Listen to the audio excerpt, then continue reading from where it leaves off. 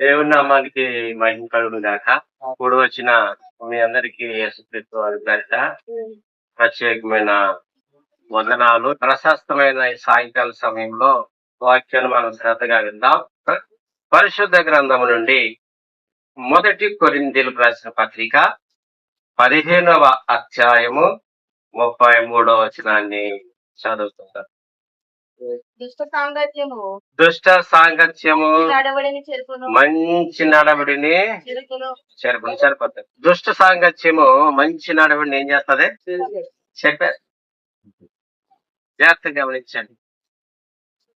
ఈ రాత్రికాల సమయంలో మనం చదువుకున్న వాక్యంలో ఒక దుష్టుడు అంటే దుష్ట కార్యాలు చేస్తూ భయం లేకుండా మారు మనసు లేకుండా ఉన్న వ్యక్తి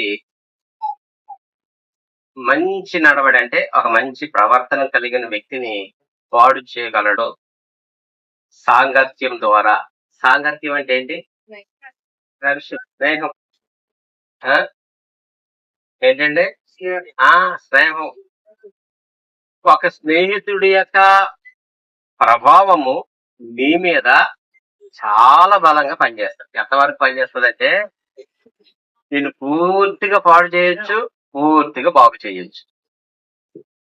స్నేహాన్ని బట్టి తెలుసా, అది నేను మరణం దాకా తీసుకెళ్ళవచ్చు. నీ స్నేహము సరైన వ్యక్తులతో లేకపోతే దాదాపుగా నీ భవిష్యత్ అంతా పోయినట్టు. కొన్ని ఫ్రూట్స్ ఎలా ఉంటాయంటే పైకి చాలా చక్కగా ఉంటాయి, అవి బాగున్నాయి కదా అని చెప్పేసి ఇంటికి పట్టుకెళ్ళి మనకు భోజన వస్తువులు అప్పుడే వచ్చే ఉంటారు. బయట బాగుంది, లోపల బాగాలేదు. చెడ్డవారితో నీ స్నేహము అలాగే ఉంటది. దుష్ట సాంగత్యము మంచి ప్రవర్తన పాడు చేస్తుంది. నువ్వు ఎవరెవరితో స్నేహం చేయకూడదు, ఎవరితో స్నేహం చేయాలి కదా. పరిశుద్ధ గ్రంథంలో మన 10 వ్యక్తులు కనపడతారు. 2వ సమూయేలు 13వ అధ్యాయము 1వ వచనం చదువుతుందాం. తరువాత కుమారుడు అబ్షాలోము తామారను ఒక సుందరివతియకు సహోదరి ఉండగా దావీదు కుమారుడకు అమ్నోను ఆమెను మోహించెను. తామారు కన్యకైనందున ఆమెకు ఏమీ చేయవలనను దుర్లభమని అమ్నోను గ్రహించి చింతాక్రాంతుడై తన చెల్లెలైన తామారును బట్టి చిక్కుపోయాను. అమ్నోను నాకు మిత్రుడొకడుండెను. అతడు దావీదు సహోదరుడైన షిమ్యా కుమారుడు. అతని పేరు యెహోనాదాబు. ఈ యెహోనాదాబు బహు కపటము గలవాడు. సరిపోతుంది. ఎటువంటి వాడు స్నేహితుడు అంటే కపటం కలిగిన వారితో నువ్వు స్నేహం చేయకూడదు. నిన్ను పాడు చేసేస్తారు, నిన్ను అప్పులు పాలు చేస్తారు, నిన్ను ఎక్కడెక్కడికో తీసుకెళ్తారు. సరే, ఇక్కడ మనకు కనపడుతున్నటువంటి అమ్లోని యొక్క స్నేహితుడు పరిచయస్తుడు ఈ యెహోనాదాబు అనేటువంటి వ్యక్తి బహు కపటం కలిగిన వాడు. ఏమని సలహా ఇచ్చాడు? సరే, ఆమెను ఇంటికి పిలిపించి ఆమె చేత అప్పములు తినవాలని మీ నాన్నగారికి చెప్పు దావీదుతో. అప్పుడు ఆయన మీ చెల్లెలు పంపిస్తాడో ఆమె ఇంటికి వస్తే నువ్వు పాటు చేస్తే. ఏంటిది? ఏ సలహా? దుష్ట ఆలోచన. వాడు దుష్టుడు కాబట్టి దుష్ట ఆలోచన ఇచ్చాడు. అలాగే చేశాడు.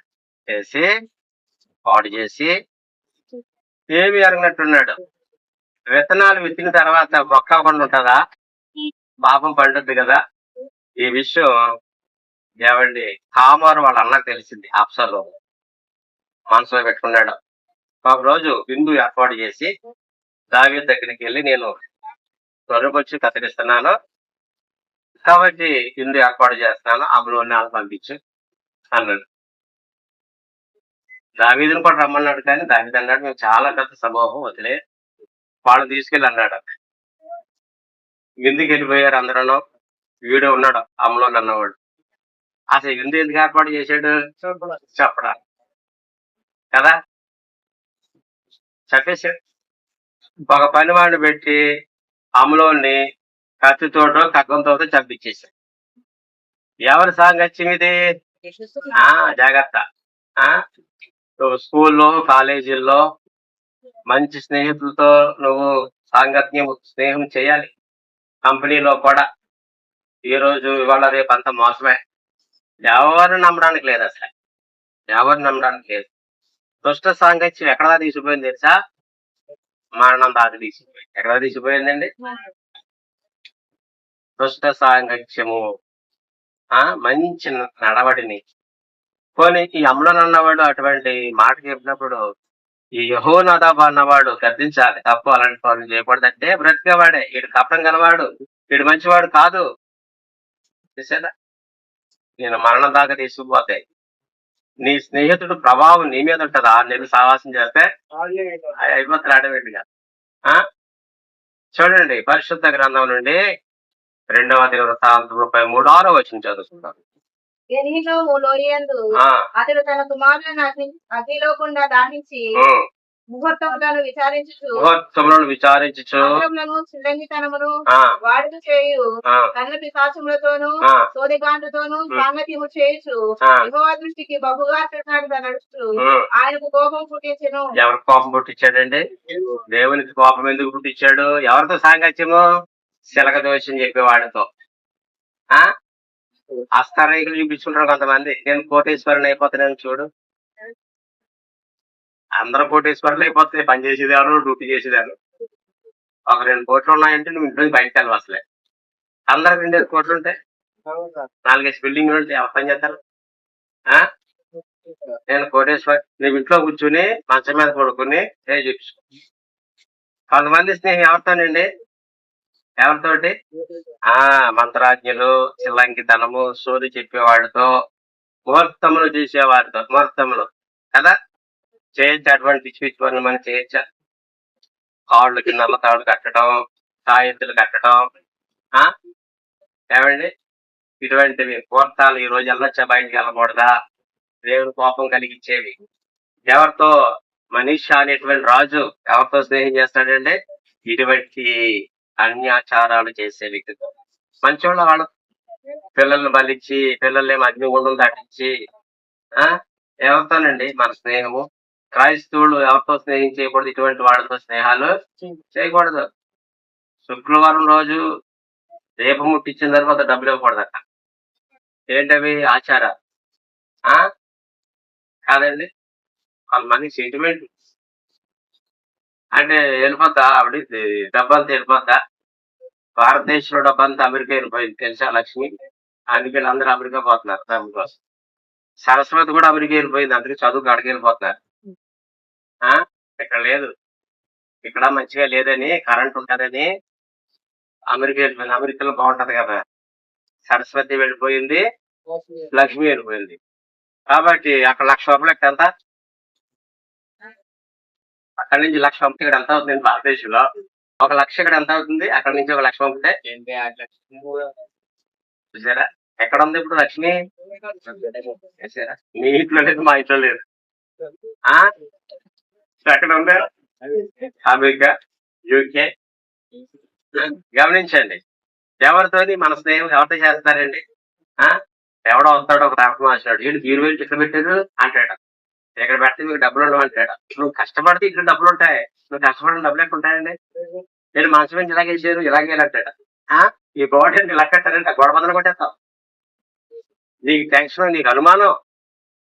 దేవునికి కోపం పుట్టించే పనులు మనం చేయకూడదు. నాతో దేవుడు ఉన్నాడండి, ఆయన ఆశీర్వదించేవాడు, దీవించేవాడు. నీ దేవుడిని మాట నువ్వు శ్రద్ధగా వింటే నువ్వు పల్లెటూరులో దీవించబడతావు, పట్టణంలో దీవించబడతావు, అన్ని చోట్ల దీవించబడతావు అని ఉంది. కానీ బైబిల్లో బీరువా ఈ తీసుకెడితే అది కెడితే బొమ్మ మీ పక్కెడితే బాగుపడతారని ఉందా? ఎప్పటికీ అలా జరగదు. ఇలాంటి వారితో నువ్వు స్నేహం చేయకూడదు. చిల్లంగితనం చేసేవాళ్ళతో, ఆచారాలు కొంతమంది అటువంటి దేవుని కోపాన్ని కలిగించే అటువంటి వారితో నువ్వు స్నేహం చేయకూడదు. ఈ మనిషి రాజు దేవునితో సాంగత్యం చేయకుండా, దేవుని బిడ్డలతో సాంగత్యం చేయకుండా చాలా మంది ఇటువంటి వాళ్ళతో లోకస్తుల్లోనే స్నేహం చేస్తారండి. దేవుని భయం లేని వారితో స్నేహం చేస్తారు, వస్త్రధారణ సరిగా లేని వారితో స్నేహం చేస్తారు. గుర్తుపెట్టు, వాళ్ళ ప్రభావం నీ మీద పనిచేస్తుంది. నీ ఫ్రెండ్ బాగా ఇట్టి కొట్టి కొడుతుంది అనుకో, వాళ్ళ నాన్నకు నువ్వేమవుతా? ఇక దాంట్లో డౌట్ లేదు. ఒక్కసారి లిప్టిక్ అలవాటు పడ్డావంటే అది లేకుండా బయటకు వెళ్ళాం. మేకప్ లేకుండా బయటకు వెళ్తే నీ ముఖం ఏదోలా ఉండదు. తెలుసా మీకు ఆ విషయం? అది ఒక స్పిరిట్. అది ఏంటంటే అది ఆ జాగ్రత్త, నరకానికి వెళ్ళిపోతారు. ఏదో అనుకుంటున్నారు చాలా మంది. మేకప్ ఉండాలి, లైట్ గా రాయాలి, కొంచెం పేడ, ఏదేదో చెయ్యాలి. డ్రెస్సుల విషయాల్లో, అన్ని విషయాల్లో దేవుడు మనకు కాలుస్తాడు నరకంలో. తెలుసా మీకు ఆ విషయం? యేసు ప్రభు రాక సమీపంగా ప్రతి వ్యక్తికి తీర్పు ఉందే. తప్పించుకోగలవా నువ్వు? అప్పుడు తప్పించుకోగలవా? ఎవరితోనండి మన సాగచ్చు? క్రీస్తును పోలి మనం నడవాలి. పేతురులో ఒక చక్కటి మాట ఉంటుంది, హృదయ అలంకారణ కలిగి ఉండాలంట. షారా హృదయ అలంకరణ కలిగి ఉంది. శరీర అలంకరణ కాదు. బట్టలోకి వెళ్ళిపోయి పురుగులెట్టేసి దేహం గురించి ఆమె ఏ ఆలోచన లేదు, కానీ అంతరంగ సౌందర్యం కలిగి. ఈ రోజుల్లో సెల్ ఫోన్లు చూసి ఎంత భయంకరంగా అయిపోతున్నారండి, దారుణంగా అయిపోతున్నారు. జాగ్రత్త, సెల్ ఫోన్ తో కూడా మనం సాంగత్యం చేయకూడదు, అది పాడు చేస్తాం. పరిశుద్ధ గ్రంథం నుండి సామెతలు 6:26.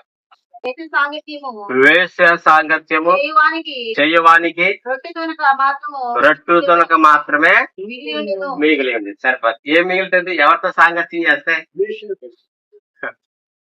నిన్ను శుభ్రంగా గుండిగీసేస్తాయి. సంస్థకి ఏం చేసింది? జడలేసి గుండిగీసి. మనం ఏదైనా తింటున్నప్పుడు కొన్ని కింద పడతాయి కదా, అదే నీ మిగులుతుంది. వేశ్య సాంగత్యం. ఇంట్లో భార్య అంటదే, ఎవరిని నా బర్త్డే వస్తుంది కదా, ఒక తక్కువలో ఒక శారీ కొనమంటే ఎక్కడ ఏమో డబ్బులు అంటాడు. కానీ ఆవిడ గారు కొనమన్నది అనుకోండి, చెప్పండి, డబ్బులు వస్తాయి. మొత్తం ఈ పర్సంతో ఖాళీ అయిపోతాయి కదా. వేష సాంగత్యం అంటే వేసులతో నువ్వు స్నేహం చేయకూడదా? నీకు తెలియదు. పుచ్చు ఎప్పుడో కూడా పుచ్చిపోయిన తర్వాత తెలుస్తుంది, లోపడంతా అయిపోయిన తర్వాత. వేష సాంగత్యం అంటే భార్య కాక బయట తగులుతారు కదా అక్కడక్కడ దెయ్యాలు. దెయ్యం పట్టుకుని ఇచ్చిపెడుతుందా? నేను మొత్తం పిప్పి చేసి ఇచ్చిపెడుతుంది. డబ్బులన్నీ లాగి ఇంట్లో పిల్లలకు పెట్టకుండా, భార్యకి పెట్టకుండా మొత్తం కుంజేత నిన్ను. తర్వాత రొట్టెతో మిగులుతుంది. సాంగత్యం ఎవరితో? సాంగత్యం వేశ్యలు. వేశ్యలు అంటే భార్య కాక వేరే వాళ్ళతో అక్రమ సంబంధం అంటే నీకు ఎప్పటికైనా ప్రమాదమే. ఎక్కడ వ్యభిచారం ఉంటుందో అక్కడ మరణం ఉంటుంది. గుర్తుపెట్టుకోండి బాగా. ఈ రోజుల్లో మొన్న బస్ స్టాండ్ లో ఒక అమ్మాయి, అమ్మాయి పిల్లల నుంచి పెట్టి వెళ్ళిపోయింది. ఎవరితో సాంగత్యం? సెల్ ఫోన్ తో సాంగత్యం చేసింది. ఫేస్బుక్ అయ్యేటది, ఇన్స్టాగ్రామ్ అంతే. అందులో పరిచయం అయింది, వెళ్ళిపోయింది. ఎంత దారుణం అంటే అది నాకు అర్థమవుతుంది. ఎంత దారుణం. ఏ సాంగత్యం అండి? అవమానము. కాబట్టి మన స్నేహము చాలా జ్ఞానంగా ఉండాలి. అందరితో కాదు, ప్రార్థించే వారితో నీ స్నేహమై ఉండాలి, విశ్వాసులతో నీ స్నేహం ఉండాలి. లోతు అబ్రహాముతో చక్కటి స్నేహం చేశాడు కదా. వేష సాంగత్యం చేయవాడికి రొట్టె తొనకే ఏమి ఉండదు, అప్పులు పాలైపోతాడు. అన్ని అమ్ముకోవాలి, ఇంట్లో సమస్యలు, గొడవలు. కారణం స్నేహమే. ఒకసారి నష్టపోయామంటే మళ్ళీ కోలుకోవాలంటే చాలా టైం పడుతుంది. ఒక దేశం మీద యుద్ధం జరిగినట్టే నీ కుటుంబం అంతా కొలప్స్ అయిపోతుంది. జాగ్రత్త. కీర్తనలు 26:5.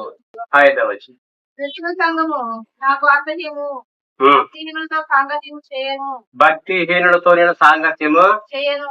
ఎవరితోనండి? భక్తిహీనులు అంటే దేవుడు అంటే భయం లేని వాడితో కొంతమంది కష్టల తరబడి మాట్లాడతారండి. వాళ్ళ దేవుడు నీలో అవుతాయి. ఆ విషయం నీకు తెలియదు కదా. భక్తి లేని వారితో ఎక్కువ నువ్వు మాట్లాడదు, నువ్వు భక్తిహీనులు అయిపోతావు. తక్కువగా మాట్లాడు. ఆఫీస్ లో పనిచేసే చోట వాళ్ళందరూ అలా కదా, తగు మాత్రం మాట్లాడు. ఎక్కువగా మాట్లాడకూడదు, భక్తిహీనం అయిపోతాయి. వాళ్ళకి దేవుని భయం ఉండదు, ప్రార్థన ఉండదు, బైబిల్ చదవరు, విశ్వాసం ఉండదు. వారు ఎప్పుడు డబ్బు గురించి మాట్లాడతారు, లోకం గురించి మాట్లాడతారు, ఆత్మ సంబంధంగా ఏమి ఉండదు వాళ్ళ దగ్గర. అలాంటి వారితో నువ్వు స్నేహం చేస్తే నువ్వు దాదాపుగా పాడైపోయాడు. నువ్వు ప్రభుని ఎదుర్కోలేవు. యేసు ప్రభు రాకలో నువ్వు ఎత్తబడలేవు. నువ్వు జాగ్రత్త, వాడు పూర్తిగా నువ్వు దూరంగా ఉండాలి. భక్తిహీనుడు కదండి. అలాంటి వారిని నీకు సాధ్యమవుతే ప్రభు యొద్దకు నువ్వు నడిపించాలి తప్ప వాళ్ళతో నువ్వు కలిసిపోవడానికి వీలు లేదు. 1 కొరింథీయులు 5:11 కూడా చదువుకుందాం. ఇప్పుడైతే ఉమ్, సహోదరుడు అనబడిన వాడు ఎవరైనాను ఉమ్, జాడుగా గాని, ఉమ్, లోనుగా గాని, ఉమ్, విగ్రహాలతుడుగా గాని, ఉమ్, తిండిపోతుగా గాని, ఉమ్, త్రాగుబోతుగా గాని, ఉమ్, దోచుకొని వాడుగా గాని అయ్యున్న ఎడల ఉమ్. అటు వాటితో సాంగత్యము చేయకూడదు. చూసారా, ఎవరితో స్నేహం చేయకూడదు మనము? ఎవరితో స్నేహం చేయకూడదండి? తిట్టుపోతూ తిండిపోతుంది. అర్థమైంది. తిండిపోతూ ప్రార్థన చేస్తారా? ఈ హజ్జం తిండి కోసమే ఆలోచిస్తారు. ఎక్కడ భోజనాలు పెడతారా? ఒక ఆయన తిరుగుతాడు కదా అటు ఇటు. మరి ఎలా తిరుగుతుందో నాకు తెలియదు కానీ ఎక్కడ భోజనం పెడితే అక్కడికి ఇలా వాలిపోతారు కదా. పాపం ఆయనకి లేక తిరుగుతున్నాడు, తప్పేం లేదు. తిండి వల్ల కూడా మనిషి చచ్చిపోతారు, తెలుసా మీకు? తిండి లేక చచ్చిపోతారు, తిండి వల్ల కూడా ఆత్మీయంగా చచ్చిపోతారు. ప్రార్థన చేయరు. సాయంకాలం మాట మీరు ఫుల్గా భోజనం చేసి పడుకుంటే ఉదయం లేచి ప్రార్థన చేస్తాను. నువ్వు చేయము, జాగ్రత్త. అందుకే ప్రభు అన్నాడు, నువ్వు తిండిపోతు అయిన ఎడలా నీ పొత్తుకి ఏం పెట్టుకోవాలి? ఎంత పెట్టుకోవాలి? జాగ్రత్త. ఎంత తినేవాడు ఎంతే తినాలి, అది నీ క్షేమం, ఆరోగ్యం. తిండిపోతులతో మనం స్నేహం చేయకూడదు. వాక్యంలో ఉంది నా మాట. ఏముంది? కొంతమంది తిండి కోసం ఆలోచిస్తారు. తినాలి, కానీ దేనికోసం తినాలి? బ్రతకడం కోసం కదా, అంతే. అంతేగాని మనం దాన్ని వేరేగా బ్రతకడం కోసమే. తర్వాత ఎవరితో స్నేహం చేయకూడదు? త్రాగుబోతు. ఎవరితోనండి? మొదట్లో నీకు పెద్దగా ఇష్టం ఉండదు, కానీ నీ ఫ్రెండ్ తాగుతూ ఉంటే నువ్వు పక్కకి వెళ్ళి నుంచుంటావు కొన్ని రోజులు. నెలలు గడిచిన తర్వాత నీకు కూడా ఏమిలాగుంది? ప్రేమ వచ్చేస్తా, నేను కూడా తాగితే ఎలాగుంటుంది అని స్టార్ట్ చేస్తా. వాడిని గడ్డించి వెళ్ళిపోతాడు, నువ్వు మాత్రం ఆగవు. ఆడికంటే త్రాగుబోతు అయిపోతాను. తెలుసా మీకు? ఏదైనా గుర్తుపెట్టుకోండి, త్రాగుబోతులతో మనం ఏం చేయకూడదు? సాంగత్యం చేయకూడదు. వైన్ షాప్ తీసుకెళ్తాడు, కళ్ళు చెట్టు కింద తీసుకెళ్తాడు. చూడండి, వాక్యం సెలవిచ్చింది, సాధ్యమైతే అలాంటి వాళ్ళు ప్రభు యొద్దకు మీరు నడిపించండి. జారులతో స్నేహం చేయకూడదు, వ్యభిచారులతో స్నేహం చేయకూడదు, విగ్రహాలతో. వాళ్ళు ఏమంటారు? ఇదిగోండి మేము పూజ చేయకముందే పక్కన పెట్టాము, మీరు తినండి అంటారు. మనకేం భ్రమ? ఆ పూర్లు అవి చూడగానే ఏమొచ్చేస్తుంది? అంతే, తీసుకుంటాం, తినేస్తాం, అయిపోతాం. జాగ్రత్త. అలాంటి వారితో మనం చాలా జాగ్రత్త. 2 కొరింథీయులు 6:14 మీరు అవిశ్వాసులతో జోడిగా ఎవరితో ఉండకూడదు. నువ్వు విశ్వాసం మాటలు మాట్లాడుతుంటే రామంటది. ఏ విశ్వాసం అండి? ప్రభాట ఎప్పటి నుంచో యేసు ప్రభు రాలేదు. ఆయన రాకడు ఇంకా రాలేదు. ఆయనేమో నువ్వు నీ ఇంట్లో పిల్లలందరూ మారుమనసు పొందని ఆయన ఎదురు చూస్తుంటే అవిశ్వాసం మాట. దేవుడు అంటే దేవుడు చేస్తాడా? నీకున్న విశ్వాసం అంతా లాగేస్తానండి, జాగ్రత్త. అర్థమవుతుందండి? అవిశ్వాసులతోనూ నీతికి దుర్నీతితో ఏమి సాంగత్యము? వెలుగు చీకటి ఒకటి కాదు. క్రీస్తునకు బెలియాలకు సంబంధం లేదు. అవిశ్వాసతో విశ్వాసికి పాలెక్కడది కదా. ఏమైనా సంబంధం ఉందండి? మరి ఎవరితో నీ స్నేహం? మనం అందరం కూడా మీలో కొంతమంది కన్వర్ట్ అయిన క్రిస్టియన్స్ ఉన్నారు. హిందువులుగా ఉండి యేసు ప్రభువుని నమ్ముకుని వచ్చిన వాళ్ళు మీలో కొంతమంది ఉన్నారు.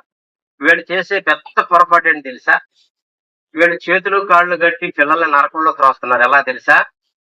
వీళ్ళు హిందువు నుంచి కన్వర్ట్ అయ్యారు. వీళ్ళకి అదే కులంలో కుర్రాడు కావాలి. ఇప్పుడు వాళ్ళు కొంచెం విగ్రహారాధన చేస్తారు. ఇప్పుడు ఈ పిల్ల చిన్నప్పటి నుంచి చర్చికి వెళ్ళింది. మొత్తం మీద వీళ్ళు సర్లే మనోళ్ళే కదా అని చేసేస్తారు. ఈ పిల్లని మొదట్లో కొంచెం ఇబ్బందిగా, వస్తావా అంటాడు గుడికి, నేను రానంటాను. అలా రోజులు గడిచే కొద్ది రానంటదా, ఇద్దరు కలిసి వెళ్ళిపోతారు. తర్వాత ఏమవుతుంది? అంతే, ఇంకా నరకానికి వెళ్ళిపోయినట్టే కదా. విశ్వాసకి అవిశ్వాసకి ఏమైనా సంబంధం ఉందా? జాగ్రత్త. మీ పిల్లల్ని కాళ్ళు చేతులు కట్టి నరకంలో జోడి క్రీస్తు యందు విశ్వాసం ఉంచినటువంటి వ్యక్తినే చూసి మీకు చెయ్యాలి తప్ప అటువంటి పనులు చేసి నరకాన్ని పంపదు. శాశ్వతమైన జీవితానికి వాళ్ళు దూరం చేయదు పరలోకది. తర్వాత మీరు ఎంతో ఏడవాలి, వాళ్ళు నరకంలోకి వెళ్ళి ఏడుస్తారు. సంబంధం లేదు. ఎవరితో నీ స్నేహం అనేది నువ్వు జాగ్రత్తగా పరిశోధన చేసుకోవాలి. ఉం? 2వ దినవృత్తాంతాలు 18వ అధ్యాయం 1వ వచనం. తనకు ఐశ్వర్యమును తనకు ఐశ్వర్యమును ఘనతయు అధికముగా కలిగిన తర్వాత యెహోషాపాతు యెహోషాపాతు ఆహాబుతో ఏమంది ఆహాబుతో ఈ మంది కొన్ని సంవత్సరములు గతించిన మీదట ఆ, ఆహాబు నదుకుపోయాను. ఆ, ఏం చేశాడండి? యెహోషాపాతు ఎవరితో వీయమందాడు? దేవుడంటే భయం లేని వ్యక్తి. జాగ్రత్త, మిమ్మల్ని నరకపాత్రులుగా చేస్తారు. ఎవరితో వీయమందాలో ప్రభుత్వంలో కనిపెట్టాలంతే. అర్థమవుతుందండి? పిల్లల్ని మనం ఆ విధంగా చేయకూడదు, నరకంలో వేయకూడదు.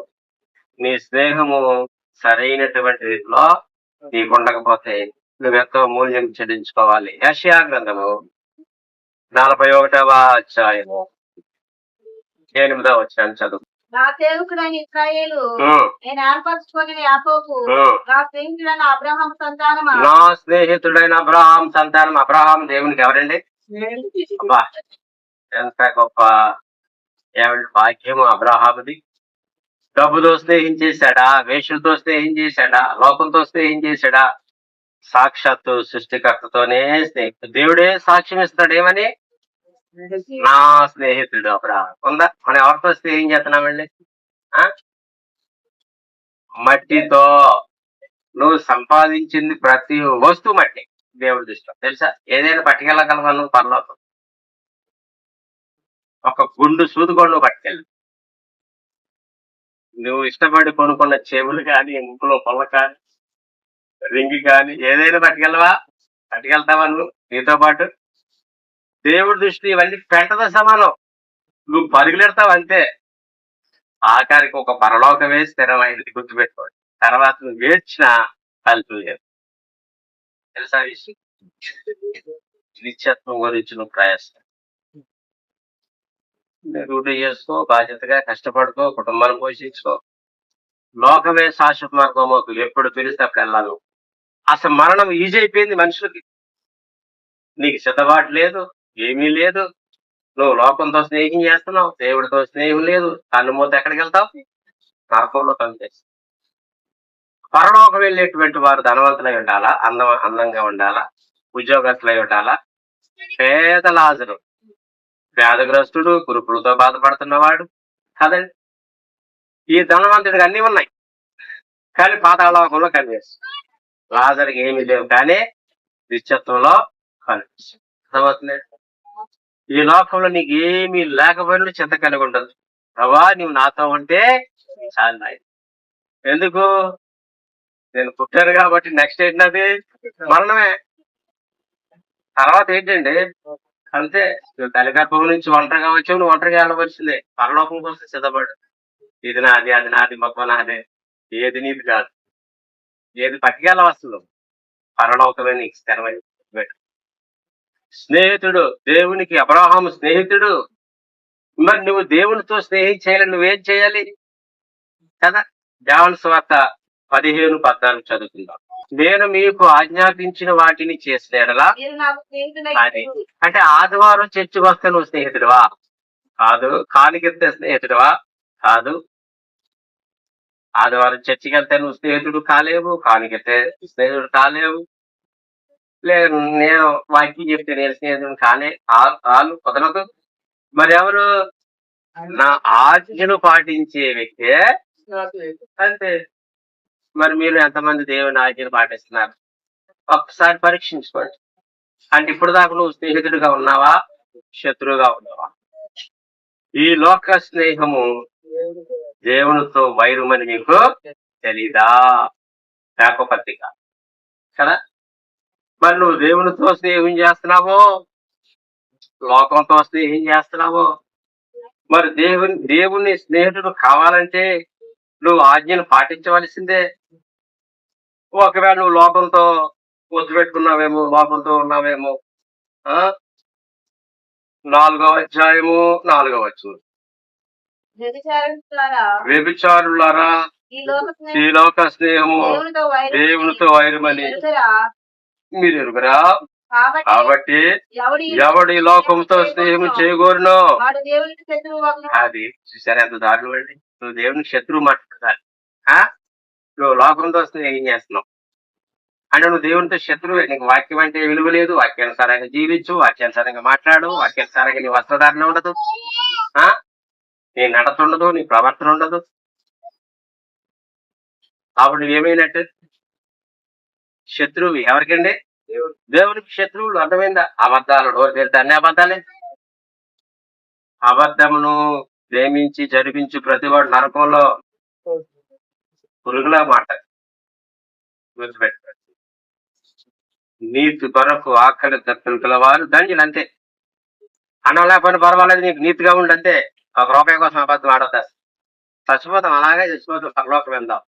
నువ్వు అబద్ధం ఆడి మోసం చేసి దేశమంతా పోగేసి నరకానికి వెళ్ళిపోతే ఏంటి నీకు మేలు? అంతేనా?